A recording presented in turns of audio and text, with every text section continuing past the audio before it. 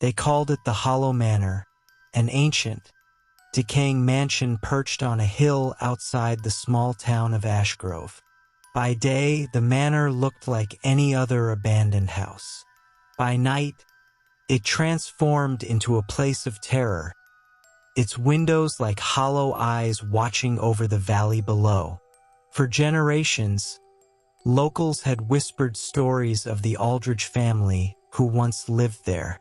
Jonathan Aldridge, the last master of the manor, had vanished without a trace one stormy night over 100 years ago. His wife, Catherine, was found in the grand dining room days later, her face frozen in a silent scream, eyes wide open, her hands reaching for something unseen. No one ever lived there again. Over time, vines grew across the stone walls, and the manor fell into ruin.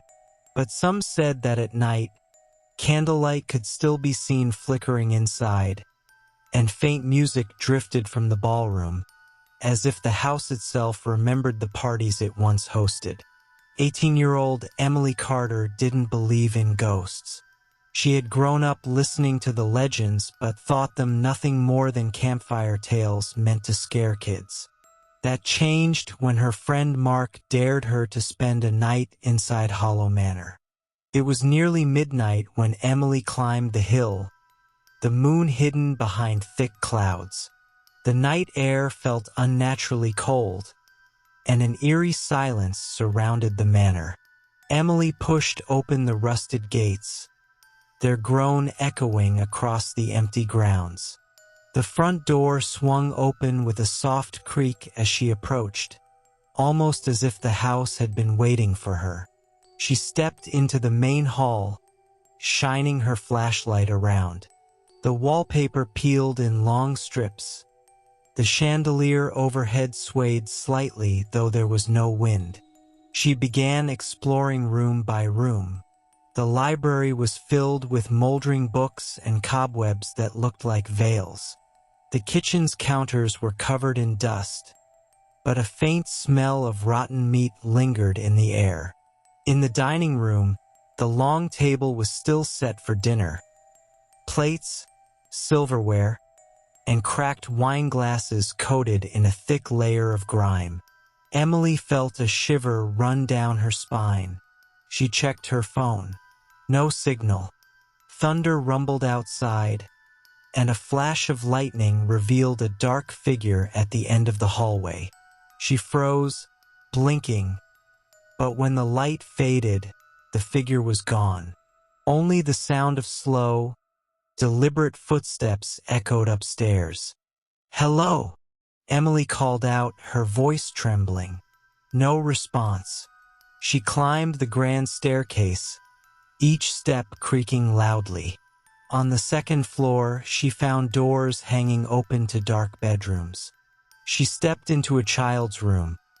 A small bed with a canopy, stuffed animals arranged neatly, far too neatly, on the shelf. A music box on the dresser began playing a lullaby by itself, the tinny notes filling the air. A cold breeze blew past, extinguishing her flashlight. In the darkness, Emily heard a soft whisper. "Emily!" She fumbled for her phone's light, and in its dim glow saw writing appear on the mirror in front of her. "Leave now." Her heart pounded. She ran into another room, the master bedroom. On the bed lay a cracked porcelain doll with eyes that seemed to watch her. She backed away but bumped into something solid. A wardrobe door. It creaked open slowly to reveal a dark tunnel behind it. Against her better judgment, Emily crawled inside. The passage led down a spiral staircase lit only by the occasional flicker of ghostly blue flames along the walls. She emerged in a hidden basement, the air heavy with the smell of damp earth and old blood.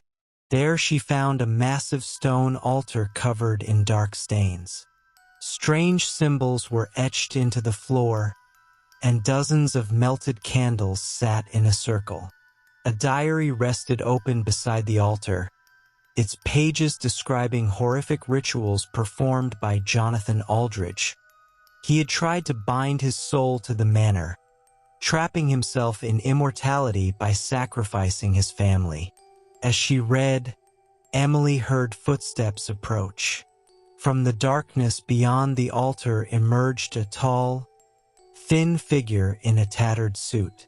His face was pale, hollow, eyes black as night. Jonathan Aldridge himself. His mouth opened unnaturally wide, emitting a soundless scream. Shadows erupted from his body, swirling around Emily, whispering in countless voices. She turned to flee, but the shadows lashed out, slamming her into the stone floor. Ghostly faces appeared in the walls, eyes wide with terror, mouths open in eternal cries. The shadows whispered secrets of every person who had ever entered the manor. None had escaped. She crawled up the stairs as the shadows clawed at her legs. Reaching the main hall, she gasped in horror. The portraits of the Aldridge family were moving, their eyes following her every step. The walls bled black ooze, and ghostly hands reached from the floors and ceilings. Doors slammed shut, trapping her in a labyrinth of shifting rooms. A girl's laughter echoed, distant but growing closer.